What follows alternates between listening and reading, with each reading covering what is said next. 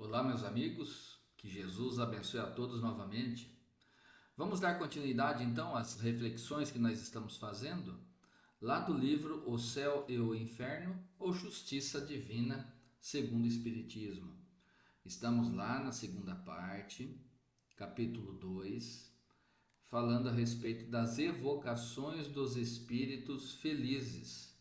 Hoje vamos falar alguma coisa em relação à evocação do espírito da Condessa Paula.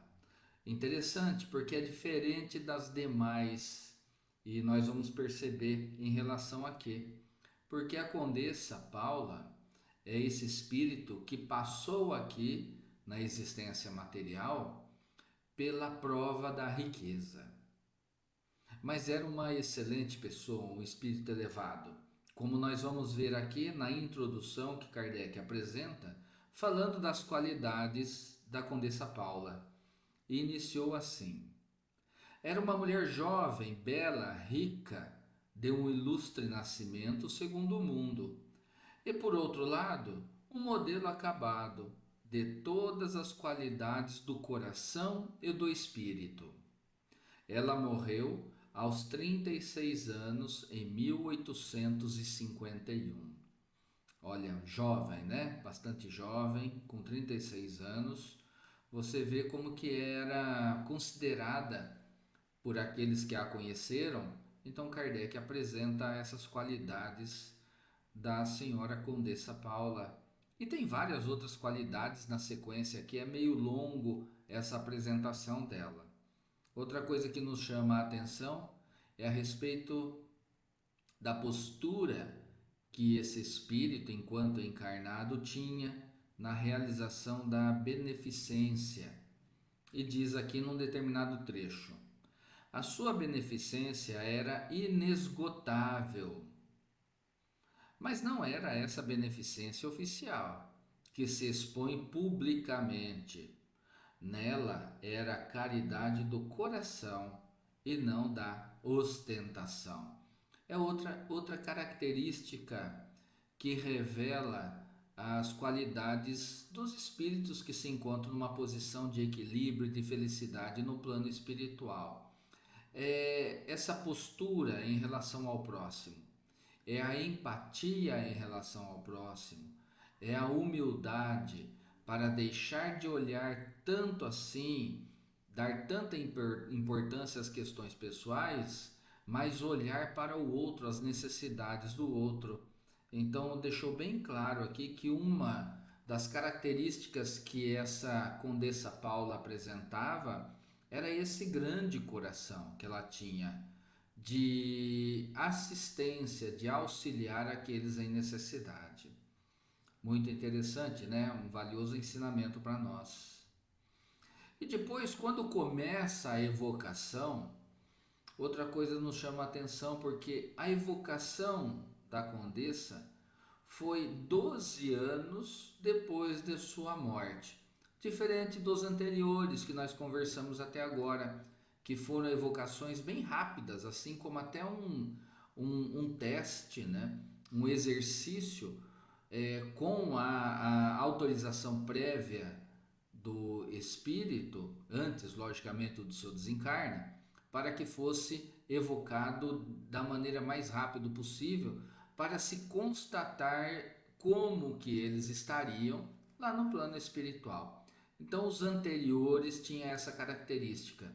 Aqui já tinha se passado 12 anos da desencarnação da Condessa Paula. Aí foi feita a evocação. E nessa evocação é riquíssimo o que ela apresenta, as lições que ela apresenta para a gente.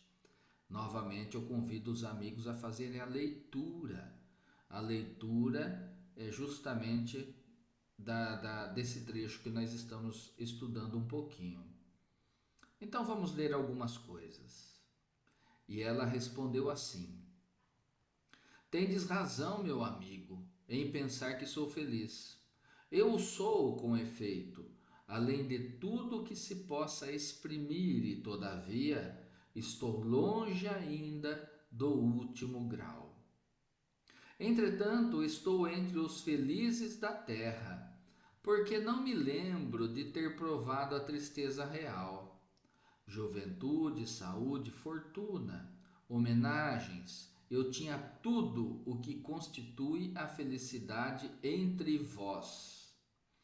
Mas o que é essa felicidade perto daquela que se saboreia aqui? Olha que interessante.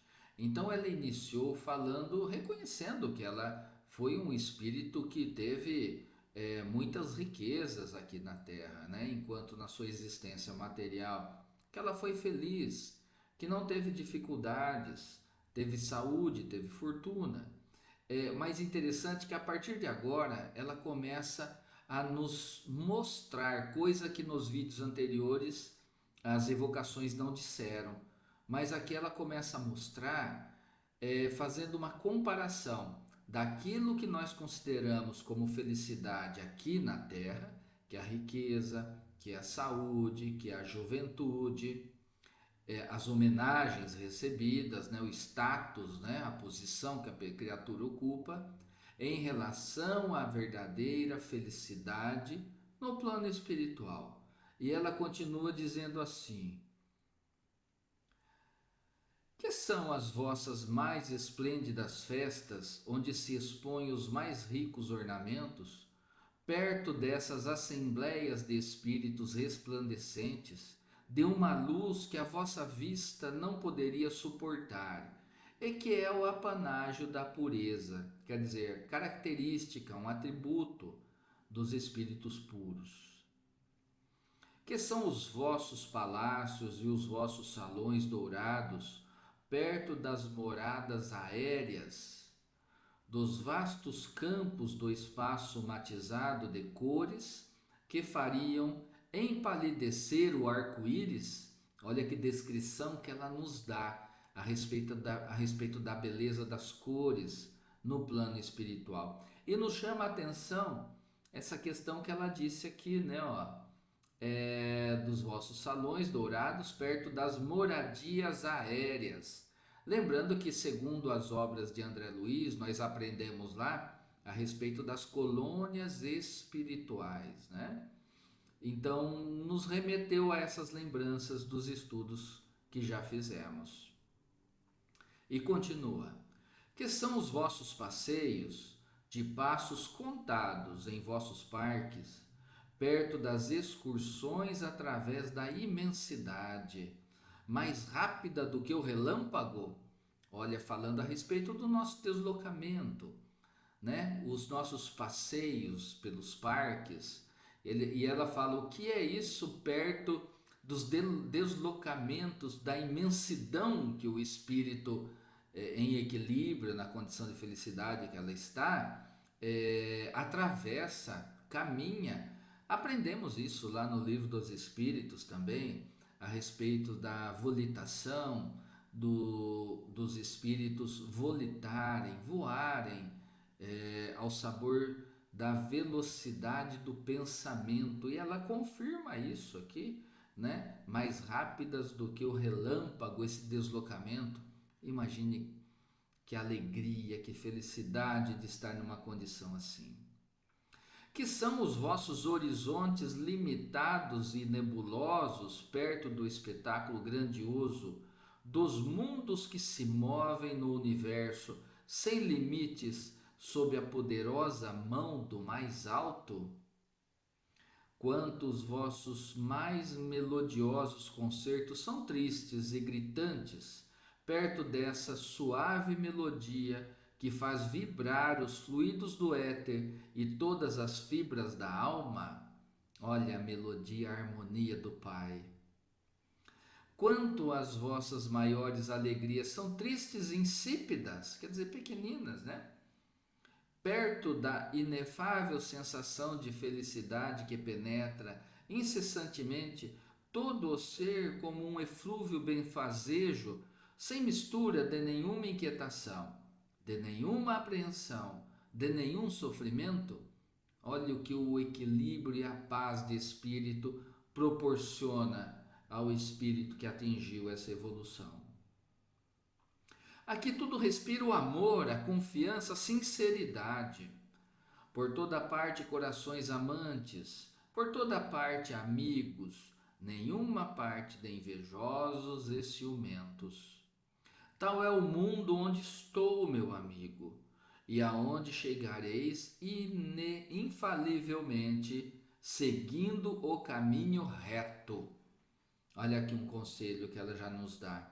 Ela se encontra lá, nos disse quais são as belezas do ambiente que ela se encontra, falou a respeito de como é pequenina a sensação de estar em felicidade, em alegria aqui na existência material, em comparação com a felicidade já que nos reserva quando atingirmos esse estado de elevação espiritual, onde essa irmã, onde a Condessa Paula se encontra. E ela diz que nós estaremos ali se seguirmos o caminho reto, nos esforçarmos para colocarmos em prática os ensinamentos do Cristo. Justamente isso que ela está falando. Então é possível. Chegaremos lá sim um dia. E olha que essa felicidade que ela atingiu, como ela disse lá no início, falou que está longe ainda do último grau. Imagina o que está reservado então para os espíritos puros, da condição que nós temos conhecimento de Jesus, Jesus, nosso mestre, para cima. Imaginem. E na sequência, ela apresenta diversas situações e nos chama a atenção outro trecho aqui da evocação que ela nos deu, falando a respeito da condição do nosso mundo, da nossa Terra, do nosso planeta. E ela disse assim: a Terra deve estar regenerada num tempo dado. Ou seja, espíritos anteriores evocados disseram que nós estamos nesse caminho da regeneração, confirmaram isso. Esse período de transição que nós nos encontramos, que a sociedade humana, encarnada e desencarnada, atreladas a esse mundo que nós nos encontramos, a Terra, que nós estamos nesse caminho de regeneração, ou seja, para dar um passinho a mais na nossa jornada evolutiva, saindo de mundos de provas e expiações para um mundo de regeneração, que é um mundo de transição, é uma fase de transição para os mundos ditosos, mundos felizes. E ela confirma que a Terra deve estar regenerada num tempo dado. Então, lá atrás, foi revelado que nós estamos nesse período de transição e ela já nos fala que tem um tempo para que isso se conclua. Não sabemos qual é esse tempo, mas existe esse tempo para que a conclusão dessa evolução, para sairmos desse mundo de prova e expiação para o mundo de regeneração, que ele se efetive, né? E continua: é necessário que os desígnios da providência se cumpram. Por isso, cada um está na obra, ou seja, todos nós cooperamos, somos coautores, somos colaboradores do Criador para a evolução da sociedade espiritual, sociedade humana. Não credes que eu seja simples espectadora desse grande trabalho? Teria vergonha de ficar inativa enquanto todo o mundo se ocupa. Uma missão importante me está confiada e esforço-me por cumpri-la com o melhor fim. Ou seja, na condição que ela se encontra, ainda nos afirma sobre a necessidade de sermos úteis, de trabalharmos. E ela diz que está reservada uma missão muito importante ainda para que ela realize. Não foi sem lutas que cheguei à posição que ocupo na vida espiritual. Crede bem que a minha última existência, por meritória que vos pareça, não bastou para isso. Ou seja, essa evolução, esse estado de felicidade que ela se encontra, não foi simplesmente pela sua última existência material. É justamente isso que ela está falando. Mas ela chegou com muitas lutas, por muitos desafios que foram enfrentados em existências anteriores. E ela continua assim. Durante várias existências, passei por provas de trabalho e de miséria que escolhi voluntariamente para fortificar e depurar a minha alma. Você vê, prova de trabalho e prova de miséria para fortificar e depurar a minha alma. Você vê, dá uma base de força, de equilíbrio. Tive a felicidade de sair vitoriosa delas, mas restava-me uma a provar, a mais perigosa de todas, a da fortuna e do bem-estar material. De um bem-estar sem mistura de amargor. Aí estava o perigo. Olha, justamente o que nós aprendemos no Evangelho segundo o Espiritismo a respeito das provas da miséria e da fortuna. E nós nos enganamos porque nós achamos que o mais difícil é a prova da miséria. Só que lá nos é ensinado que a prova da fortuna é muito mais perigosa para o espírito, porque abre muitas portas para as nossas quedas, muitas facilidades, muitas bajulações, muitas facilidades na existência diante da fortuna. Então aqui ela confirma justamente isso, e ela precisava passar pela prova da fortuna. E foi justamente o que aconteceu na sua existência, onde recebeu o nome de Condessa Paula. Antes de tentá-la, quis me sentir bastante forte para não sucumbir. Deus levou em conta as minhas boas intenções e deu-me a graça de sustentar-me. Muitos outros espíritos, seduzidos pelas aparências, apressam-se em escolhê-la. Escolher o quê? A prova da fortuna. Muitos fracos aí, para afrontarem o perigo, as seduções, triunfam de sua inexperiência. Então ela confirma isso, que muitos pedem a prova da fortuna achando que já estão preparados para passar por ela aqui na existência material. Mas muitos se perdem, se sucumbem, porque ainda não estão relativamente fortes para suportar essa prova difícil. E olha como é sublime a prova da fortuna, porque ao mesmo tempo que nós somos desafiados a sermos bajulados e estimulados em todas as nossas paixões, nós temos a oportunidade de domar essas paixões e de utilizar toda essa riqueza, fortuna, status, autoridade que proporciona essa prova para o bem do próximo. E como nós vemos isso aqui na nossa existência? Quantas pessoas muito abastadas existem que utilizam a sua fortuna, a sua riqueza para auxiliar muitas e muitas pessoas. Imaginem quantas famílias são sustentadas quando um dos componentes dessa família estão empregados numa empresa que uma pessoa abastada, um empresário abastado, possui e se dedica a vida a essa empresa. Então, quantas pessoas são auxiliadas no seu sustento diante da fortuna, diante do emprego da fortuna, bem realizado e bem equilibrado? E olha a consequência para esses espíritos, saindo vitoriosos da prova da fortuna em retornando à pátria espiritual. É uma valiosa lição que essa irmã nos proporcionou, a Condessa Paula. Muito interessante que possamos extrair esses ensinamentos para a nossa vida, para que assim tenhamos condições de manter o nosso propósito nessa conduta reta, seguindo os conselhos da Condessa Paula. Que Jesus abençoe e fortaleça a todos. Até o próximo encontro. Tchau, tchau.